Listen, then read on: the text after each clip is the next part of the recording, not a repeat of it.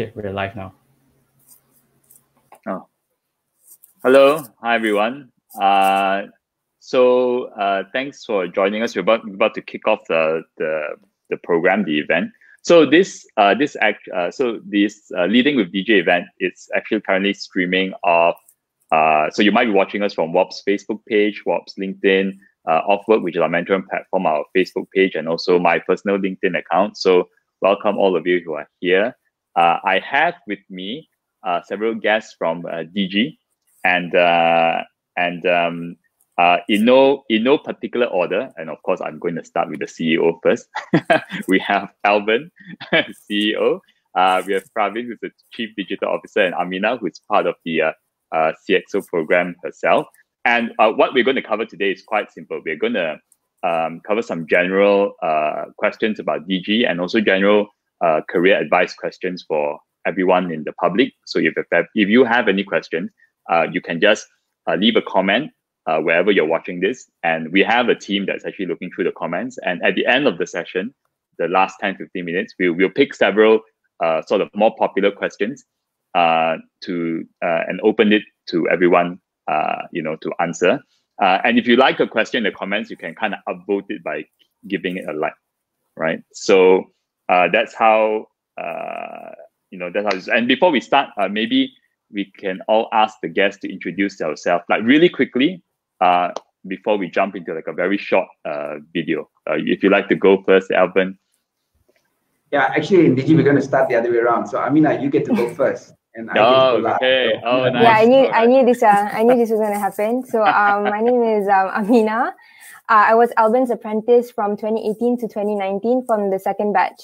Yeah, and I finished already, and I'm currently a home broadband associate in Digi. Very good, Amina. Praveen, over to you, Praveen. Hi, my name is Praveen. I also knew this was going to happen. It's a reflection of our age, so the oldest is going to go after this. But I joined Digi in 2007, and I've had a great career so far. I'm Chief Digital Officer at Digi. Thank you. Hi everyone. So that's Amina and Praveen, and as you can see, they have no respect for me whatsoever. But that's great. Usually, the oldest always does not get much respect anyway. But it's been many years. I stopped counting after 15 in Digi, and I've been CEO now for almost 5 years, just crossed 5 years. And it's been a great journey of many different jobs that I've had the opportunity of being given in Digi. And it's been great. And one of the most exciting things is actually working with talent. Praveen was actually one of the talents even before CXO Apprentice that we met, and he has grown in the company. And Amina is our latest addition. So thank you for calling in and having the day and afternoon with us. So over to you, Derek. Okay, thank you everyone for introducing yourself. So before we kind of kick off some of the questions that I have, are we going to play like a quick 40-second video, a bit about the CXO program?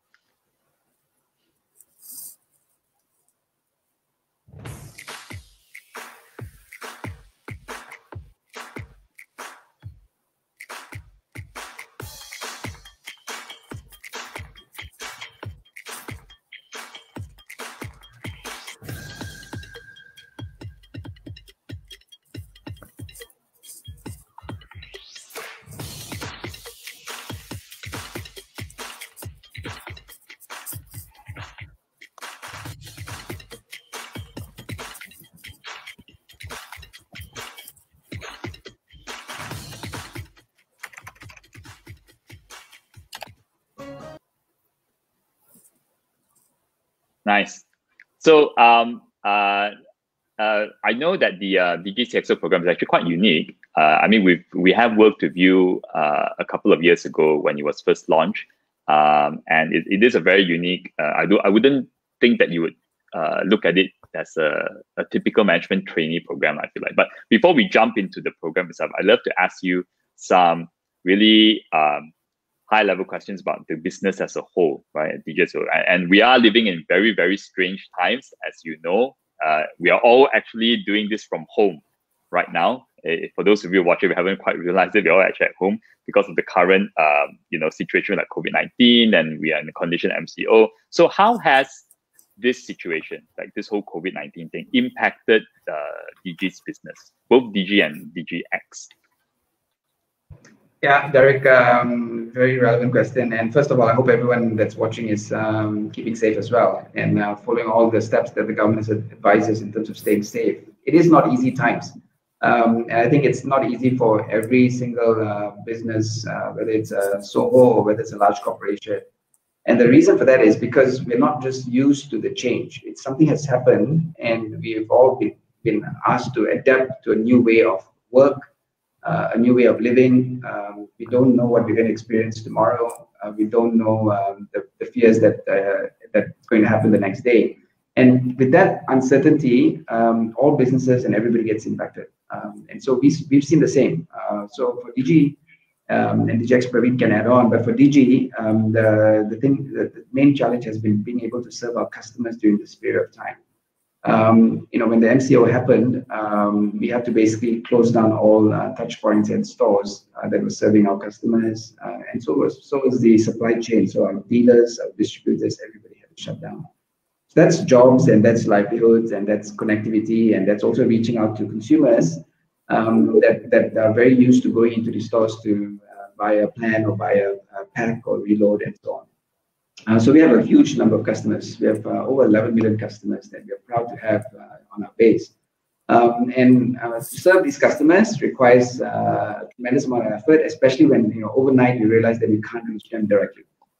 So business is definitely impacted because customers can't use as much as they would like to for productivity or for running business. A lot of utilization is happening. So people are using, but it's being used for mainly entertainment. So a lot of people are staying home and not working. And most of the usage that we see is really around entertainment and social and data is being consumed. But more Malaysians should use that to do productivity activities to engage and grow, even though there is this difficulty, right? And we've been able to do that ourselves. So while our business was tough, we've been able to grow quite well because of some of the digitization that we did, Derek, to be very honest, over the last couple of years. So we've digitized our entire business. We have been able to serve customers now using our app, like the MyDigi app. We have a digital way of leading and working with our dealers. So dealers are able to remotely be able to serve customers, and customers can do top up, pay their bills online, and so on and so forth. So there's many things that in the past has actually helped us prepare for today what we experience. Praveen, maybe a few words from you. Yep. So for DigiX, one of our main focus is in helping enterprises, companies in Malaysia with specific solutions.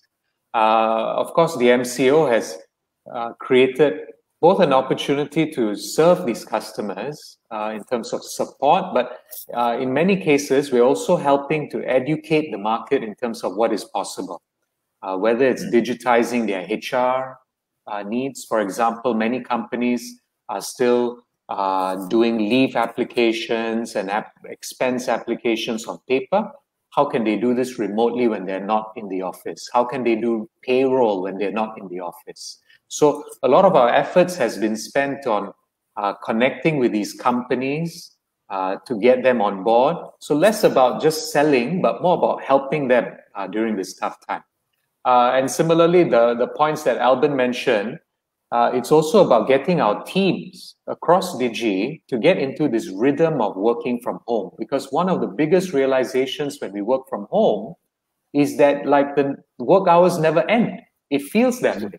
So how do you cope with this? And we've been getting into this rhythm now and establish some good way of work across the entire organization. Oh, that's so interesting. So it does sound like the Digi has been pursuing digitization for some time, right? Several years before this, and in a way, it's given you some advantages in the current environment.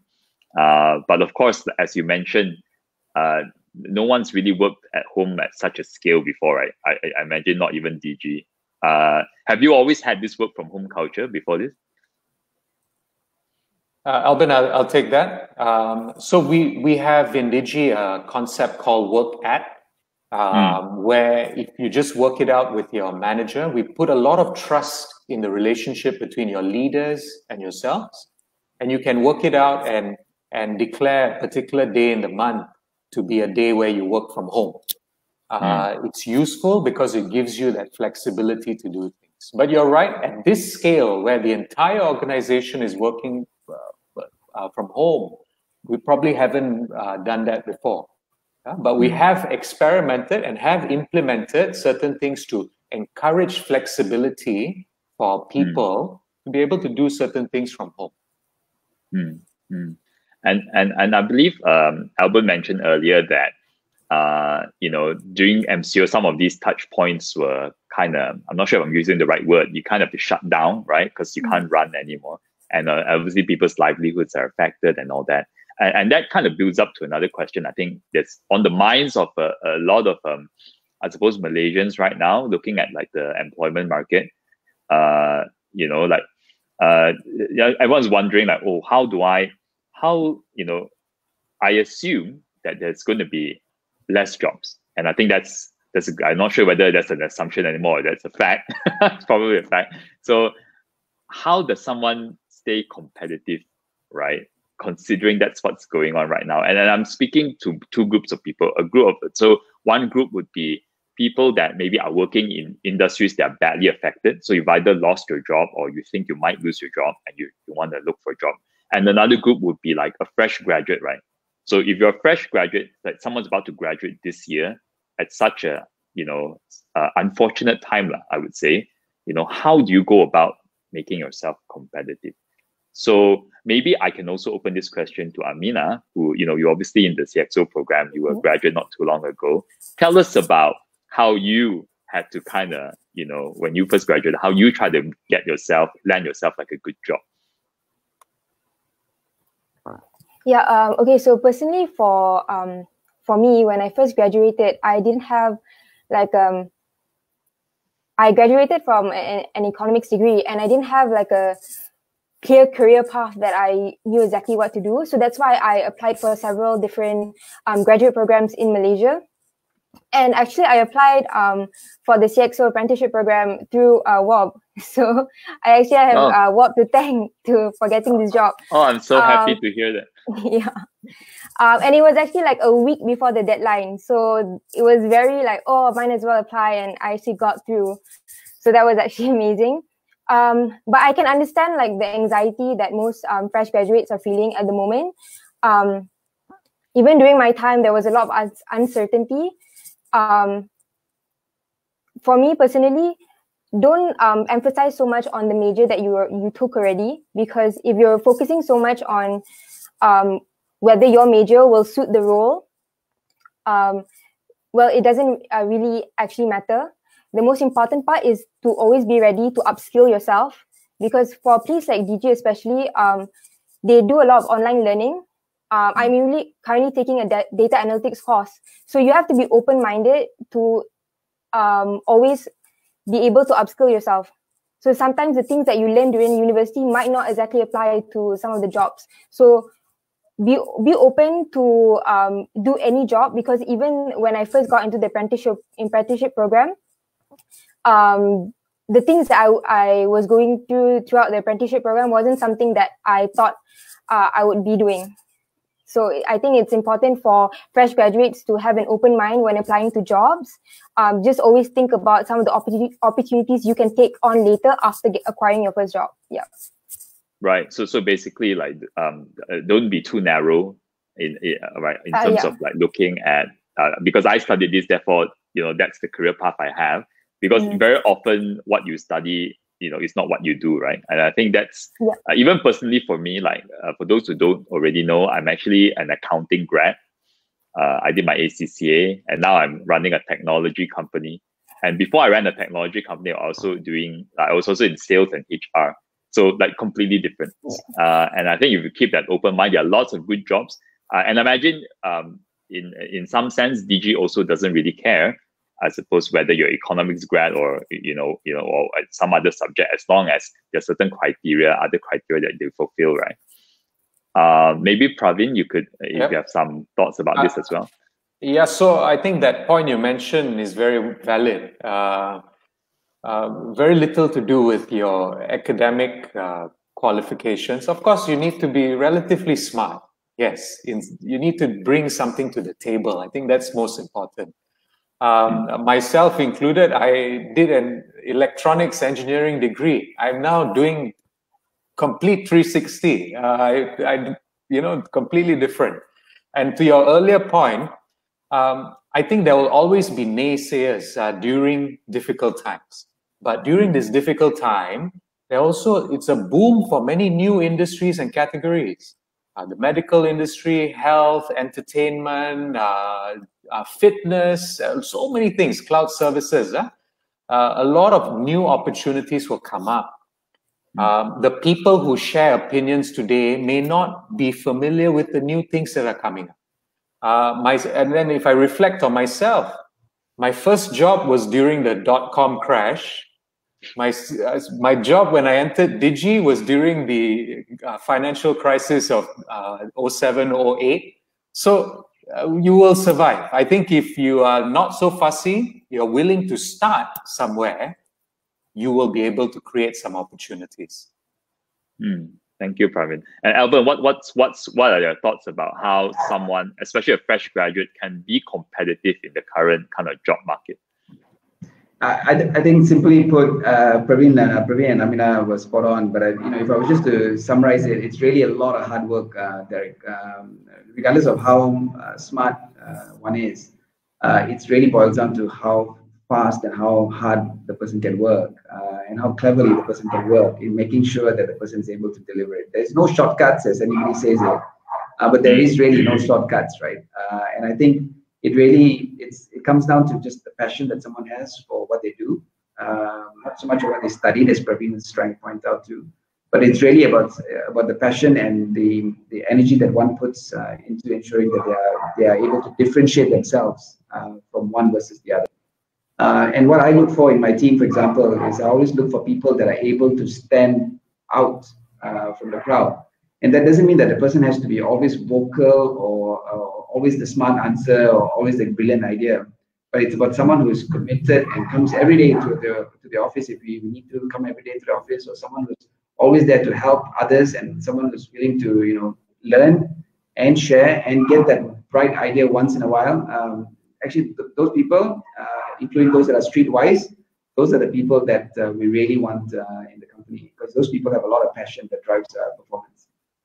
And then it's interesting that you use the word streetwise as well, because I think sometimes people, it's not just about IQ, right? It's not about how smart you are anymore. Obviously, you have to be good, you have to be smart, you have to be intelligent, but that's not, I suppose, in a lot of sense, being good with people and understanding, how to communicate is a very important skill these days. And especially for a lot of fresh graduates, I find, because you don't have a lot of experience to go, to go to the interview with.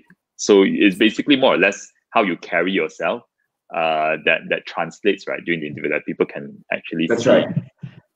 Yeah, absolutely right, Derek. And I think, and that's exactly what I meant by streetwise. I think it's about not being afraid of facing a customer. So in our business, if you are really uncomfortable facing a customer, then you're really in the wrong business, right? And so we test a lot of our employees when we take them out for customer days, where we take the entire company out in busloads to go visit customers and talk to customers. And you can see there during those times that people are a little bit apprehensive. Should I talk to this customer or not? But people get the hang of it. And you really got to enjoy being able to connect with people. And also, you should at least have the sense of what's going on the ground. Because otherwise, you are a person who sits behind a screen and really intelligent, really smart. You can do it all. But when you really then have to go out there in times like this, especially like in times like COVID, and we need fast creativity and execution, or when things are not within your control, that's really where we can see the quality of a person and an individual. Thanks for that, Albern. So another question I want to ask about, I suppose, the current climate, right? What are some, considering all the challenges, what are some of the things Digi is currently doing to support your community and your customers? Praveen, can you start? Praveen, if you'd like to go. No, I had it on mute. So let me just maybe start. One of the things that we are doing is on how we're helping customers and the community is we're working very closely with the regulator, of course, and also with the ministry. And as an industry, during times like this, the whole industry comes together in terms of how can we actually help. And the people that we are really focused on is making sure that people have connectivity. Especially in times like this, work from home, being able to stay in touch with your family or your elderly parents that are far away from where you are, staying connected is really the value proposition. In fact, it's also our brand proposition, which is about connecting people to what matters most. And when you see what has happened now as an industry and together with the ministry and the regulators, we really came to some landing to say, the current offer, for example, the 1 gig during the MCO period that people were able to use. I mean, someone like you, Derek, you probably have 20, 30 gigs on your plan. So an additional 1 gig doesn't really make a difference. But someone who's not on this call, likely, 1 gig for them could mean a lot in staying connected with their loved ones locally or abroad, for a video call or for a FaceTime or whatever else, right? And I think that's really what we intended to do is around connectivity. The second thing that we did was to make sure that people had access to what they needed to do. So we made it simple for people to also reload and top up and pay their bills and everything else. And Digi, for example, like many of the other operators, did our own CR programs to help the many Malaysians during this period of time. And in many ways, promotions, offers, freebies. We also work with the government in terms of notifications. The MKI notifications that you get every day. Those things are very valuable for people to know what's going on, where to stay away from, where the red zones, where the EMCOs. So there are many things that communication, connectivity. We're also working with the frontliners, PDRM, MOH, MCMC, KKM, in terms of ensuring that we are all giving our support in terms of reaching them. But one of the things that we also were asked to do, and it was really an honor to do it, was to also make sure that the frontliners have connectivity. So hospitals, makeshift centers, those things all were also required to have connectivity, which we provided. Praveen, did I miss anything, Praveen? Yeah. I think the other one, to add on to Albern's point, the impact that a company like Digi can make is very significant. Our business serves many customers, and it's during these times where the need for connectivity is really there.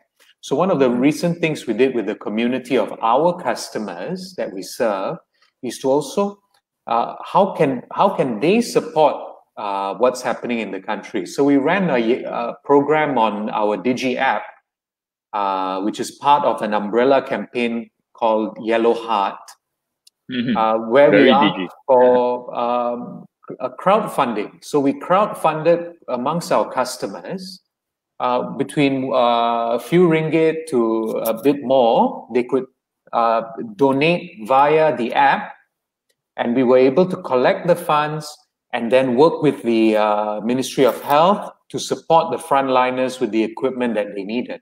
So again, these kind of things, it wasn't on some roadmap that we had before. It wasn't on some project plan. It's the ability to adapt quickly and create new plans as we go. To me, these are the instincts of Digi, the values of Digi. This is what we do best.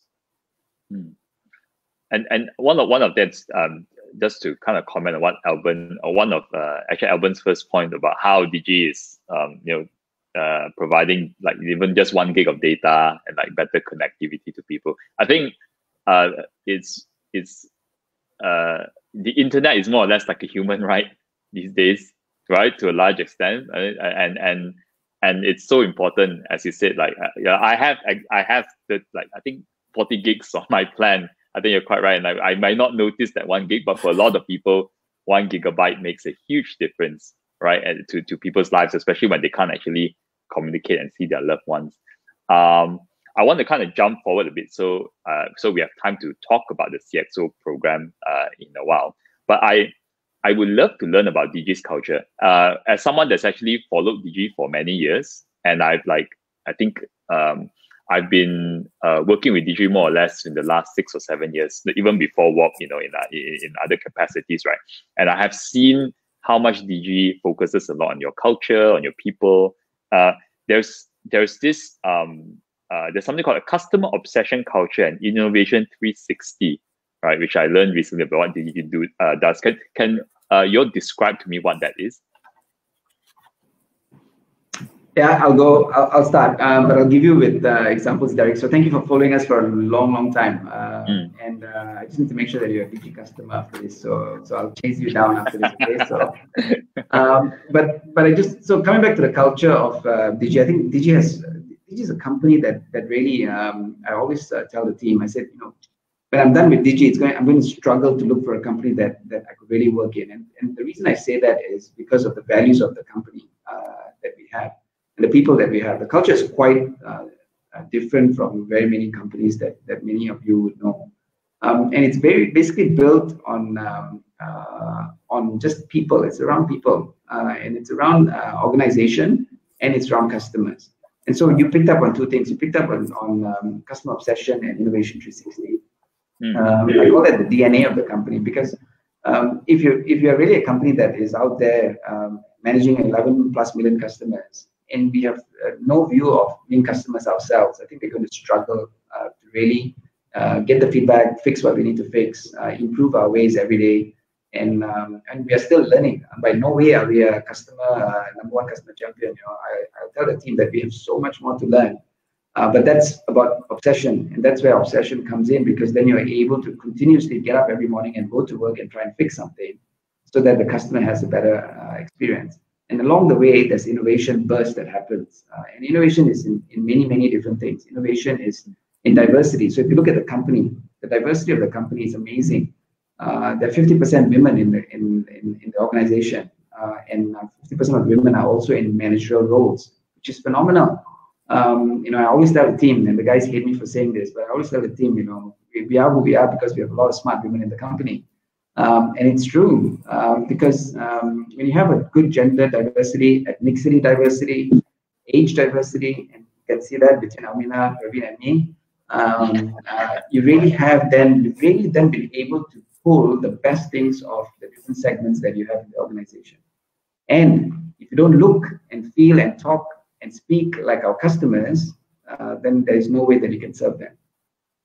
So the culture of innovation and the culture of customer obsession for me is core in terms of what we do. Then the culture of who we are in the office. Before we started, we were kidding around about respect and stuff like that. There's a lot of respect and a lot of values in the company, but it's also running the business in a responsible way. And so we take governance, we take responsible business conduct, code of conduct very seriously in the company. And that also, for me, differentiates the way this company operates among other companies and other ways of work. And that culture is also engraved into people, and people take that into the way we interact, the way we discuss and collaborate with each other. Is also very visible. And the foundation of that is very strong based on the values. Praveen will share with you the values in a minute as a summary, but I think besides just having things on the wall plastered on values, it's not about that. It's actually got to be symbolic, and it's also got to be visibly clear. People have to see the way you act, the way you talk, the way you're on the ground. So I visit shops and dealers and customers, and so does Praveen, and so does Amina. I will share with you later a funny story of me and Amina visiting a dealer. But that's really that helps us keep us grounded. And a little bit of humility. We might have 11 million customers, but we can lose all those customers if we don't keep focus on that. Thank you, Albert. So Praveen, maybe you would like to expand on the values at Digi. Yeah. Of course, four main values. Being respectful, keeping promises, always exploring, and creating together. Broadly, if you hear this, it's very human values. We have it plastered all over our office, of course, in most of our material, but we remember this, right? They're very easy to follow.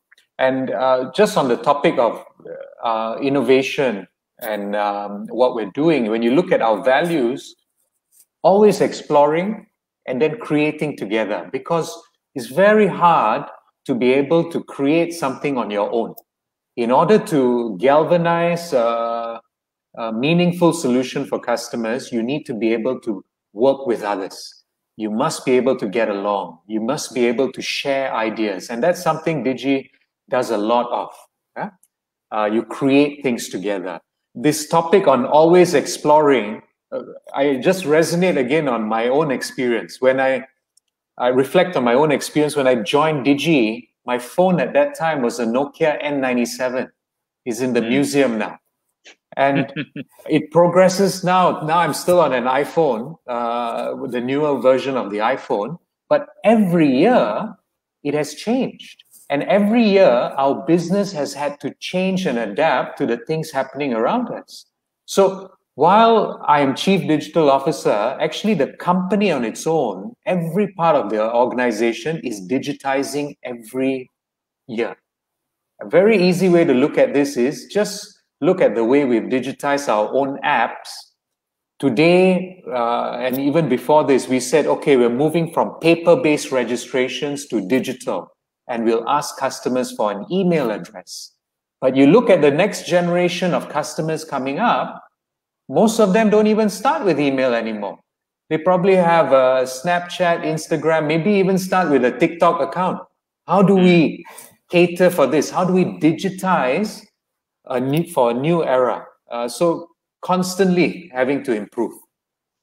I love the keep promises value. I might steal a version of that for my own company. It's a human value at the end of the day. It's a human about being human beings. About being human, it's about trust, right? It keeps everyone accountable, and I think it also drives a good high performance culture, and we're all working as a team, and it's very easy to understand. I really like that, keep promises. Jumping forward to the CXO apprenticeship program a little bit, because there's this phrase I just learned about the program, which is called reverse mentorship, right? I love to understand what that is actually like, reverse mentorship. I wonder if Amina can share with us what reverse mentorship means. Sure thing. I think the essence of the program is really not just the apprentices learning from the organization and also from the C-levels, but also for the C-levels to gain some new insights or fresh perspective from these apprentices, because that was the reason why this program was started. And even the CXO apprenticeship program itself is kind of an example of Innovation 360, because if you look at other organizations, only Digi is doing a graduate program that allows you to have face-to-face contact with the C-levels. Yeah. Right. Okay. That's interesting. Do you have anything to add, Praveen, to how a reverse mentorship is?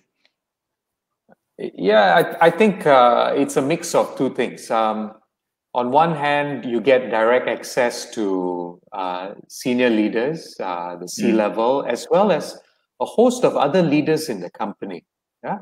And because the CXO Apprentice program is a mix of some structure, a lot more unstructured experience, you really need to be motivated to want to learn, go expose yourself and build your network. But at the same time, when the apprentices come in, we have a bit of a role reversal, because we also use it as an opportunity to connect with an entirely new generation of people that's coming up. We get to learn new insights. We get to learn certain things we may not be clued in on. Like I mentioned just now, TikTok out of nowhere. Again, how do we keep up to date? This is a great way for people like myself to also learn what's happening, to connect a little bit more with people from a different generation compared to us.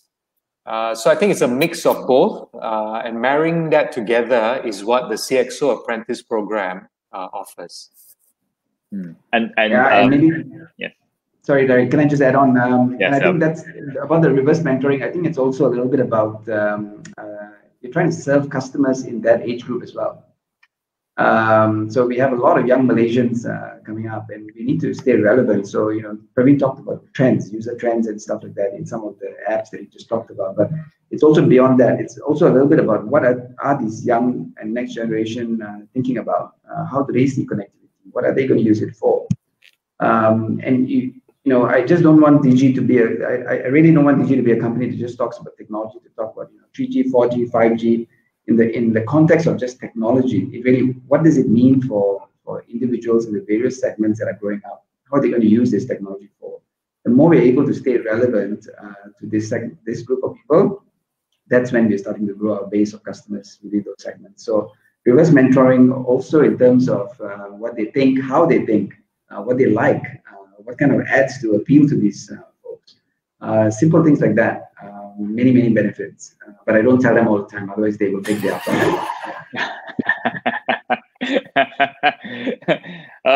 I love that, by the way. I mean, I sometimes when I talk to companies, especially those that, you know, when I hear people use Gen Y and Gen Z or millennials in a negative kind of way, well, one of the things I often say is that, well, number one, not just if your company is pursuing digitization, you're looking for a different group of people. But of course, the other question is, who are your customers, right?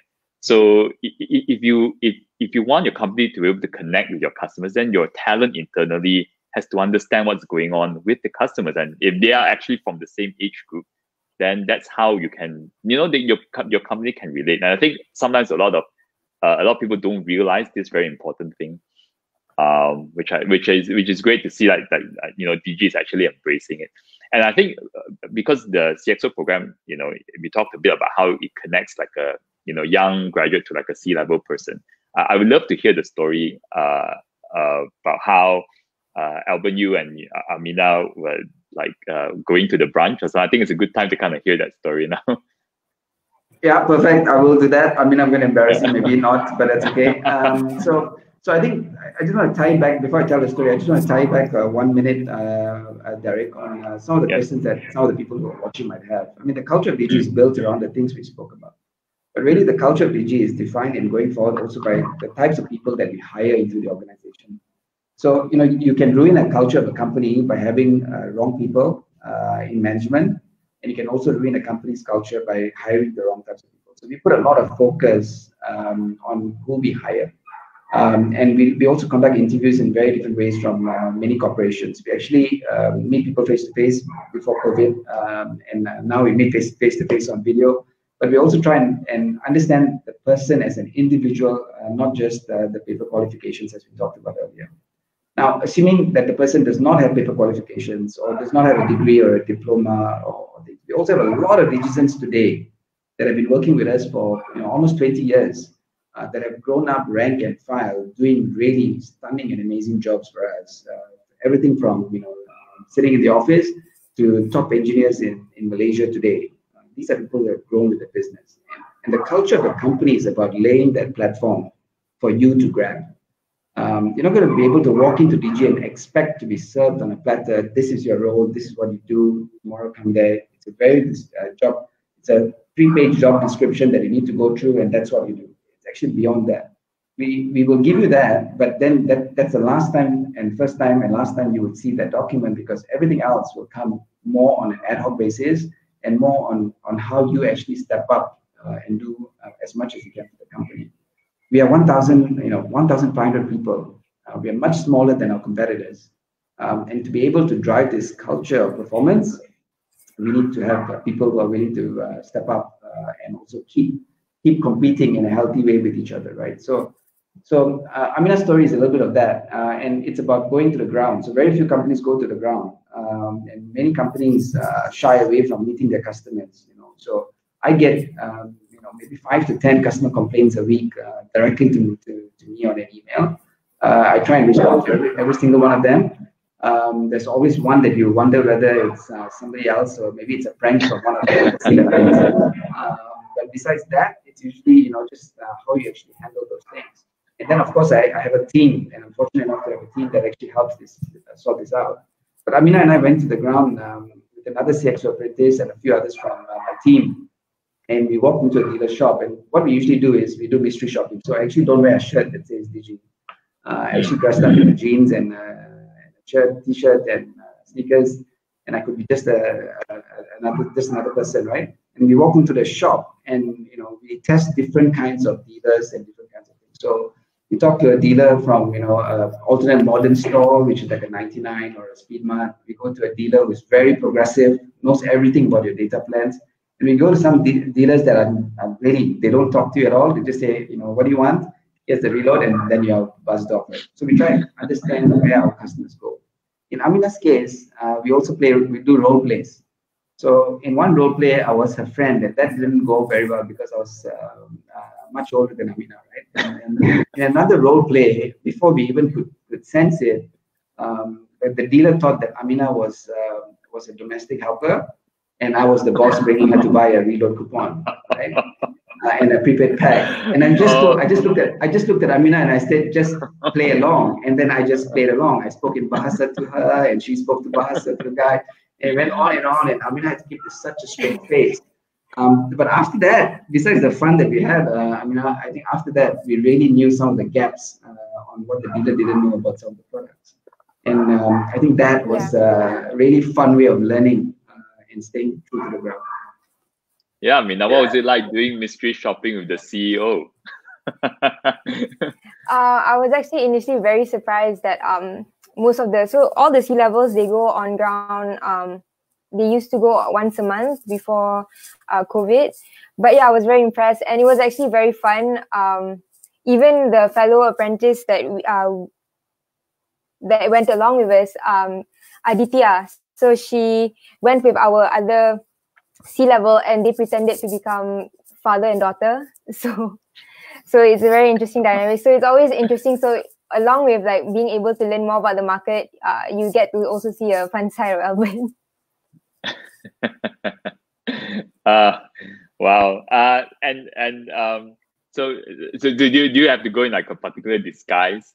Like wouldn't the CEO's face be on every Digi branch? You should stick your face there.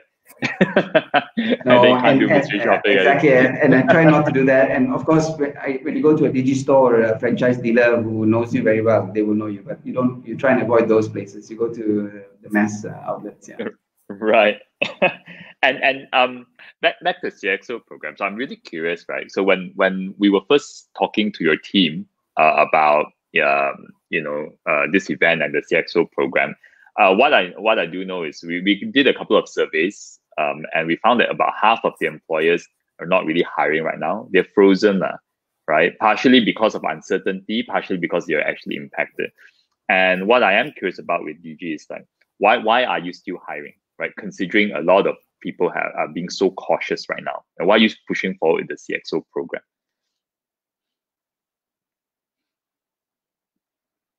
Praveen, you first. Yeah. I think it continues to be a commitment from Digi. As what Albern mentioned earlier, one part of our organization, a key value for us is on the diversity angle. Yeah, and of course, diversity, it cuts across many things, and one area for that is also to continue to bring in fresh talent, people who are looking to start a career and can also contribute to an organization. I think for us, it's less about whether we're freezing hiring or not. We see a lot of value in continuing this. And of course, the apprentice program gives us access to a talent pool. Anybody that is motivated, interested to apply, typically what happens is you go through the program and we select the top 8 people to be paired with the CXOs, but it also gives us an opportunity to meet many more talents who may be able to connect with other roles in our company. Depending on the opportunities, depending on the openings, it will also allow us to open up access and allow us to have access to more talent. I think it continues, regardless of the timing and what's happening, you will need to continue to always have a good employee base, a good team.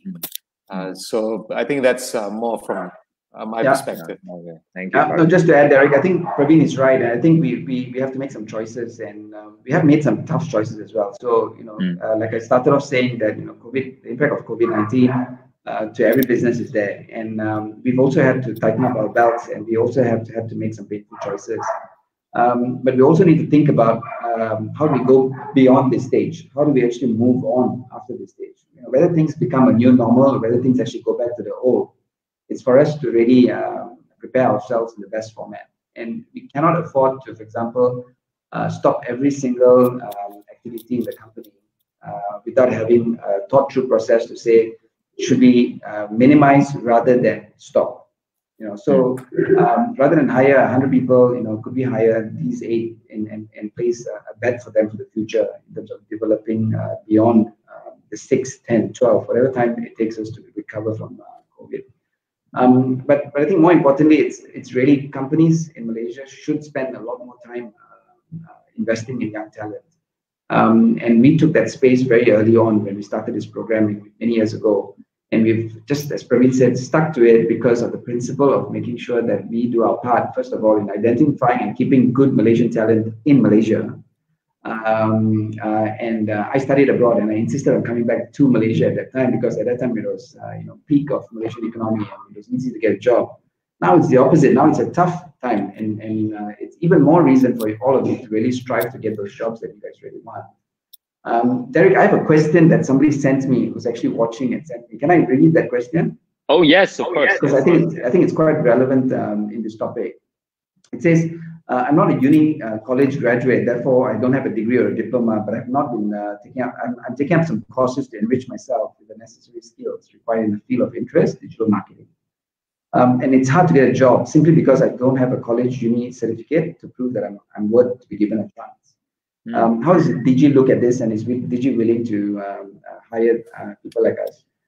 So it's a very interesting question, and it is a dilemma, especially in times like this. So, I'm sure this person who sent me this note is not just talking about during the COVID period. This person is talking about just in general. If I can't afford, or if I can't have a family or a loan or to finish my studies, what do I actually do? And this is predicament for many Malaysians. We have many different ways of you coming into a role, and it may not be at a fresh graduate CXO Apprentice role. If you miss that, because one of the criteria is what sort of higher education should you have had, qualified or finished.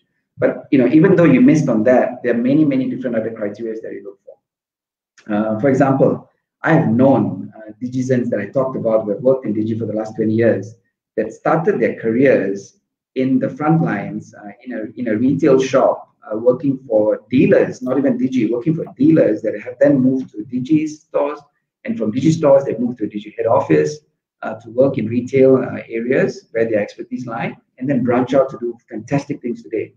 And they did not have a degree, but these are people that had sheer hard work, good intentions, transparent way of working, and were just loyal employees that wanted to grow with the company.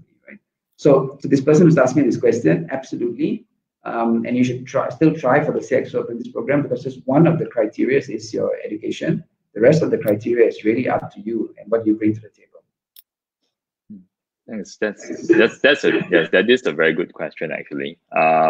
In fact, one of the things that I was going to ask about the CXO program specifically was, what do you look at actually besides the education? Besides CGPA, what are the things that you're interested in when you evaluate someone for the CXO program? Yeah, Praveen, you want to start off? Yeah, I think whether the person is human, whether you able to also connect. I think there are a lot of intangible things which you cannot put on paper as well. It's what are your interests? What are the things you are passionate about? Things you may have tinkered with. We're trying to unearth some of that. The challenge with most programs is sometimes all these things get buried in a profile or a CV and a big, bold CGPA score. But that cannot be it.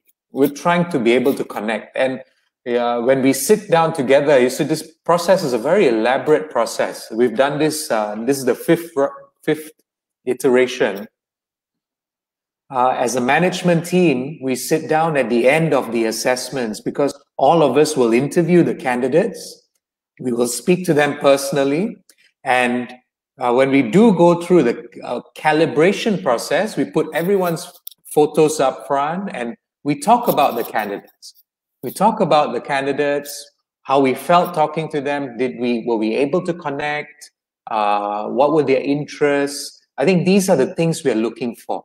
Because at the end of the day, as we mentioned, we're an organization of 1,500 people. If you enter the organization, you must be able to immediately connect with people in order to create things. Very important. So there's no science behind it, but a lot of it is down to this. Thank you. Yeah, exactly. It's a combination, right? I think what Praveen's talking about is a combination of education, background, personalities, how you present yourself. And we don't, yeah, Praveen. Yeah, and Albern, just to add, you see, everybody comes with different constraints and in their life. We are trying to also understand that some people have different background, different economic situations. How have they gone through tough times on their own? What have they done? It's a combination of knowing these things. And the measurement, I was coming to calibration just now. For me, the measurement at the end of the day is, as they say, if we could fly on a plane now during MCO, can I sit next to this person and actually have a proper conversation? That's also a measurement for me. So that's how I look at it. Yeah, exactly. No, exactly. I think I was just going to say that. I think it's got to be just how does a person carry themselves throughout the conversation and during this period when they go through for this process. It is an extensive process, but the reason is we're trying to differentiate. This is, as you said, Derek, not a standard management training program. It's not a fresh graduate recruitment. This is time and effort that we are going to invest in also grooming this person and helping this person develop. So we also want to make sure that we're picking something not just with a tick in a box with a super score on one side and then really a terrible personality on the other. It's about striking the balance. Yeah. So I suppose, Amina, that means that you don't have a terrible personality, so that's very good. Yeah, I'm actually, I scored really high on that one and really low on the education bit. Yeah. Before we move, I barely made it. Yeah. I barely made it. Yeah. Before we move to public questions, maybe I'll just slip in just this last question quickly. Amina, could you share with us your experience in the apprenticeship? What are the highlights, or what you think has actually helped you today, right, in the last couple of years? Yeah. So when I was no pressure, but under Albern. So when I was under Albern, so I think different C levels will give a different approach to each apprentice. But how Albern structured it was very much during that time it was me and Aditya who was his apprentices, and he assigned 2 major projects to each of us. And he said, even before he told us what projects we were into, he basically decided based on the interviews he did with us. So he put us in a room and he was like, oh, guess which project you got. He basically presented these 2 projects and he told us to guess which one. So me and Aditya are like, oh, I think I got this one, and she said she thinks she got this one, and he said, you're absolutely right. So I don't know if he actually thought on the spot to assign us those projects, but he said it was based on the interviews that we did with him. So the project that I did with Albern was the fiber project, and it was way before it went to market. So it was actually kind of like a special project at the time. And to be given the experience was incredible because everyone else in the team were seniors. They've been in Digi for so long and they've had years of experience. So at first it was a bit intimidating, but I've gotten so much experience. It was really an end-to-end journey, going from creating the product all the way to selling the product. And Albern was really the kind of mentor that was there during the process to tell us to go on ground, to test the product really quickly. so there were many times that, we launched a product and some things didn't work, but always reiterate and go back. And that's really the agile mindset that we had. So, throughout the year program, I really focused on that project a lot. But in the project itself, it was going from Digi not having a fiber project to now having a full-scale Digi Home Fiber project, a Digi Home Fiber product. So it was really incredible to be that this was done within the year during my apprenticeship. Yeah. Right. Thanks, Amina. So are we going to go? I'm conscious of time, so I'm going to go to public questions now. So it goes bring Brian in. So Brian has been helping us monitor the questions out in the comments. So Brian, what questions do we have? Well, I think the DG team has been great at answering the questions on our Facebook live stream. But there is a lot of this similar question that has been brought up by a lot of our viewers, right?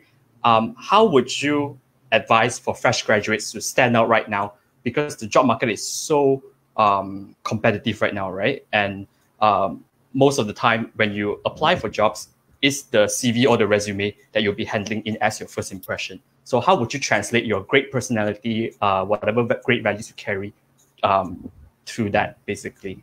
On that piece of paper, is that what the question is? Right, okay. Yes. Praveen, you want to start? I'll take that. I think we mentioned earlier hard work. You have to put in a bit of hard work to get a role. That's the reality. Be yourself, be persistent. So both Albern and I have worked. Albern has a longer career in marketing prior to this. And in marketing, there's this term they use called conversion rates. For every 100 customers you try to pitch to, only 2 may respond to you. Typically, you'll be lucky if you get a 1 or 2% conversion rate. I think when you're applying for jobs, you should keep that in mind. You don't just apply for one. You probably have to look out and be more persistent to try many. And then ultimately, at this stage, I don't think you should be too fussy. Don't try to corner yourself and pigeonhole yourself into just what you study. If there's a good opportunity to learn something new, you should go into it.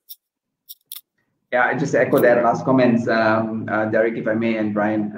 I think if you guys just think about the job market, it is tough, guys, and I totally sympathize with that. But it's also tough because we limit ourselves to what we want to see out there as a job opportunity. And a little bit what Praveen said. So it starts with a little bit of expectation, reducing our expectations a little bit. People are going through a tough time. People are taking pay cuts. People are taking job losses. So many different things are happening globally right now that we also need to probably just have a reset button, that we reset our careers to say, let's just pause. Let's just think about where can we start and get the journey. It is more important to get a job right now than to stay home and wait for that particular job that you really want. I'm serious, guys. And I think the reason for that is the experience that you get in any job in this current condition and the way any business is going to try and recover from what we all have gone through globally is going to be a phenomenal point in your resume going forward. That's one. I got a trick. So the question from Brian was actually more specific to how do you put it all down in one paper. And a trick that I learned when I did pay attention in college to one of my classes, the marketing professor just told all of us one thing. Take a piece of paper and draw out your resume. Draw out your resume. If you're able to sketch who you are and turn that to words and really describe that into words, you'll be able to have a damn good resume on the table.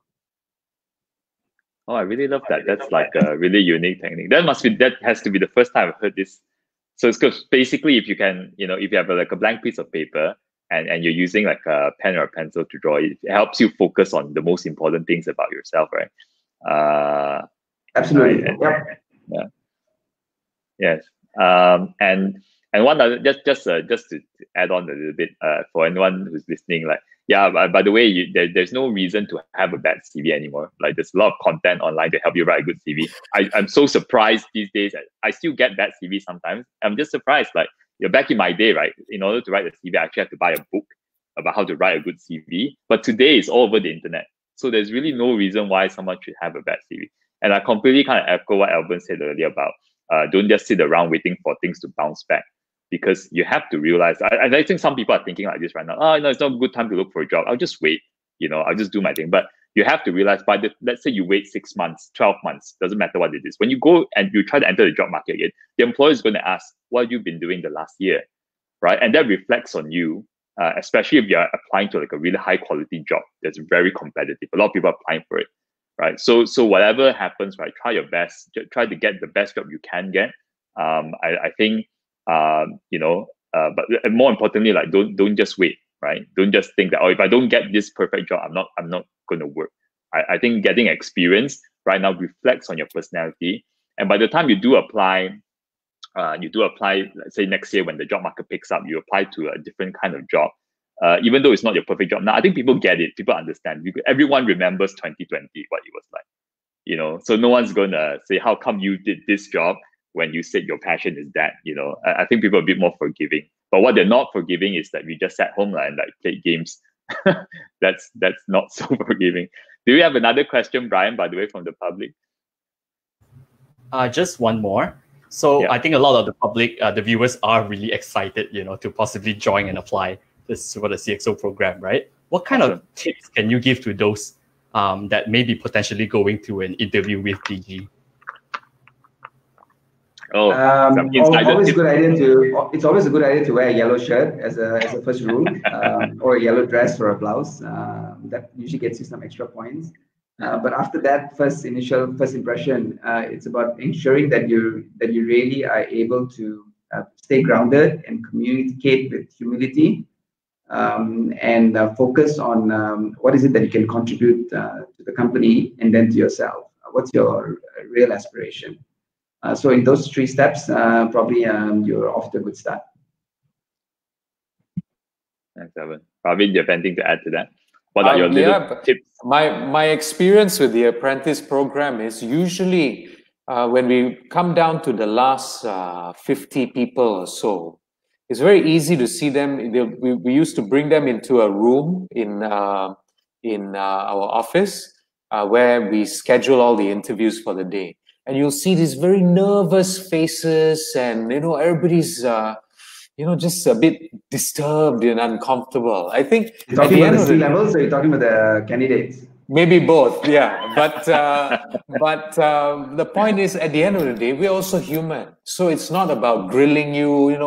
We don't give you scripted questions like, oh, what are your 10 weaknesses and your 60 different strengths? Not so much that. We want you to be yourself. Bring yourself to the table, bring yourself to the interview. I think that's most important. Thank you, Praveen. And the yellow shirt and the yellow blouse and the yellow dress. Yeah, definitely. Yeah. If you take anything from this, it's the yellow shirt, right? Go with that. I mean, I don't know whether you have any comment on this question, or did you wear a yellow shirt to the interview? How do you think you landed your job in the CXO program? I think like what I didn't wear a yellow shirt, but like how Praveen and Albern mentioned, even though like what Praveen said, I bet like I look super nervous during the day itself, during the interviews. But the questions that they ask really vary. They don't ask us very stereotypical questions. Some of the questions can be kind of personal. They're just really trying to tap into your personality and see what are your perspective on certain things. So there's no really a way to prepare. Just be present at the moment and try to understand the questions that they're asking and answer as honestly as you can, because trust me, these people have been in the industry so long, they can see past all the lies if you're not telling the truth. So just be honest to your answers, then hopefully your personality will show through. Yeah. Thank you, Amina. Have fun with the process. I think more importantly, have fun with the process. Yeah. So whether you end up being the 8 or the selected few, I think the process is really where Digi wants to add value. It's really engaging you with a Malaysian company that has a very different culture. And if you don't get in this round, there's always many rounds. We always look for good people continuously, and we all stand a chance to improve and learn. But I think that whole process of CXO Apprentice is very different. And you will also learn a lot from that for your next applications or for your other roles that you seek in the open market. So it's a fantastic experience. You get exposure to a different way of a company culture, and way of selecting talents. Yes, and I think that's a great note to kind of end this conversation. And I also, I said, like, so a lot of the people who are interviewing they probably interview like thousands of people in their career.